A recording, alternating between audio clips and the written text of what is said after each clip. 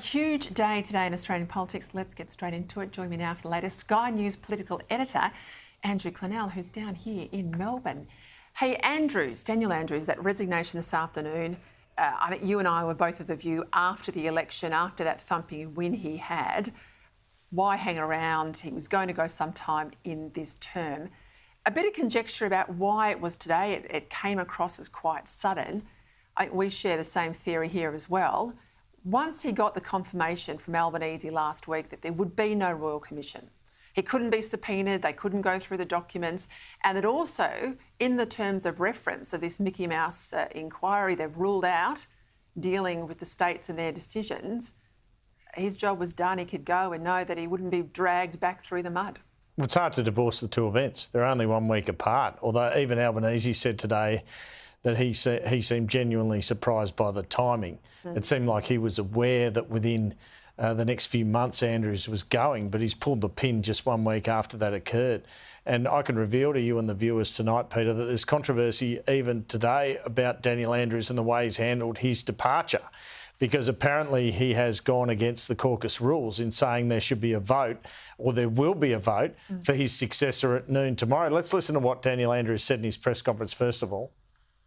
A new Premier will be a new leader of our party, and a new Premier-elect will be chosen at the caucus meeting around lunchtime tomorrow.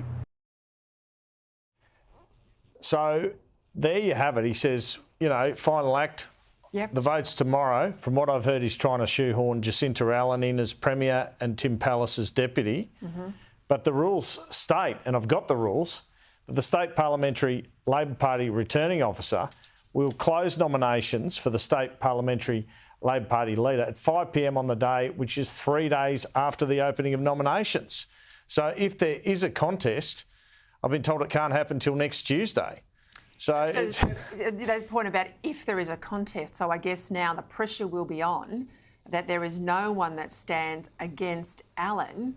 Otherwise, they have to undo what the Premier said today about a 48-hour departure or 24-hour departure. There's no doubt about that, but there is a contender from the right. So, but I'm sure there'll be a Ben Carroll, so I'm sure there'll be a deal for him perhaps to pull out.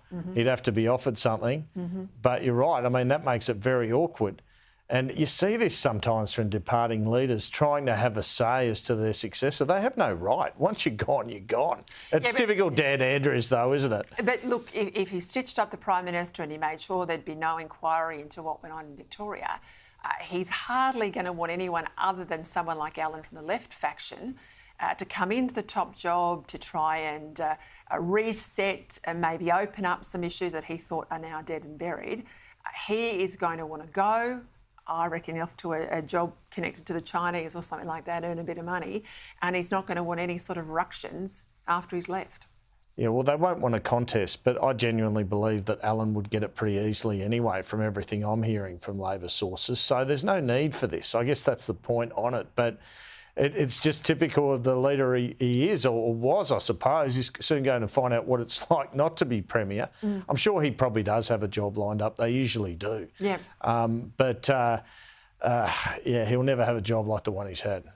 Look, you know, you're not a Victorian, but you're a political junkie. You spent a lot of time in New South Wales politics with some big figures up there like Carr and others. I'm interested in how he will be seen outside Victoria, but also as a political analyst. And I have to say this dispassionately, he is one of the most brutally effective communicators I've ever seen.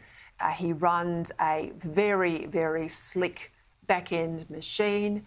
I object to his use of taxpayers' money to run his PR and all the other things, the politicisation of the public service that the Ombudsman has had a review into. But if you look at him as an operator, I think he's one of the best of our times. What's your assessment and what do you think his political legacy will be? Well, unfortunately, his legacy's, for him, I think his legacy is going to be COVID. And I think, you know, in some ways it was easier to say in hindsight, but there's no doubt once they got to 20-30% vaccination, all those people should have just had freedom. And the fact that Melbourne were down for so long, that's what's going to be the reflection on him. So, look, he'll be known as a giant political figure who served a long time, but his legacy will definitely be scarred by that. I see some similarities with Bob Carr. You see these larger-than-life characters who've who've often had experience, I guess, of the federal sphere. He was a staffer federally, who are almost too good for the state parliament, or reserve grade, as they sometimes call it, and they're a cut above, and that's the advantage he had. And yeah, he was about control. Bob Carr was about control. He had a media machine. Carr lasted 10, Andrews lasted 9.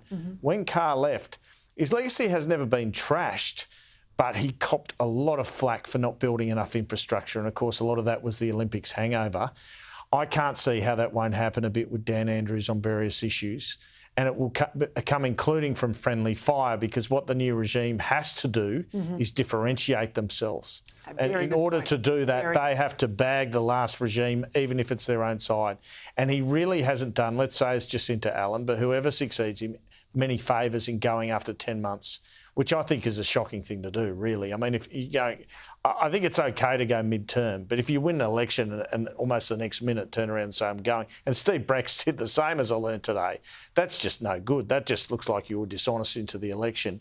So a comfortable period leading into a fixed-term election is 18 months to 2 years, where people say, oh, let's give this person a go. They haven't had a go. She's going to have 3, or whoever it is, should I say again, is going to have 3 years and 2 months. By that time, they start looking old and tired as well. And that is a great position for the Victorian Liberal Party to be in, as long as, and it's a big if, they can stay united. Division is death. We all know that. That is the key for them. If they can stay united and disciplined, they have absolutely got every chance. In fact, I would think they should be favourites at the next election. It's a mile off, we know that, but Dan Andrews hasn't done his successor any favours in going so early in the term. Just on the Libs, though, for the last 30 years, they've had one term in office. So basically, this has been a Labor state, wall-to-wall Labor state. We had a poll out not even. We had Kennett though, right? Yeah, Kennett. Yeah, 2 terms, Kennett. Yeah, but 30 years. That's go back there.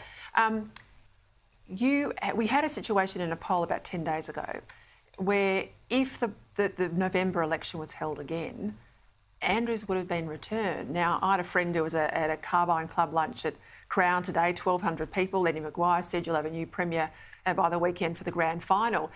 There was a rapturous applause. Yeah, that's how we broke the story, by the way, because of Eddie. I've hardly met anyone who says they voted for the bloke, but he's won 3 elections. So what happens now for the Liberals? Well, it's a left-leaning state. You'd be well aware of that.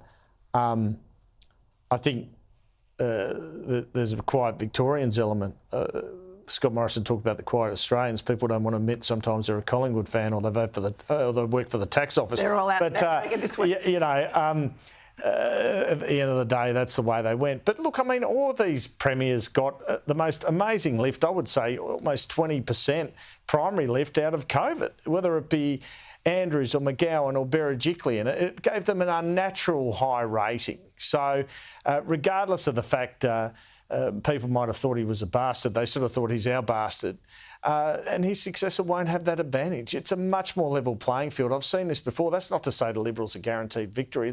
Opposition's really hard, especially at the state level. But, gee whiz, they'd be a lot happier today than they were yesterday in terms of their prospects. They should be.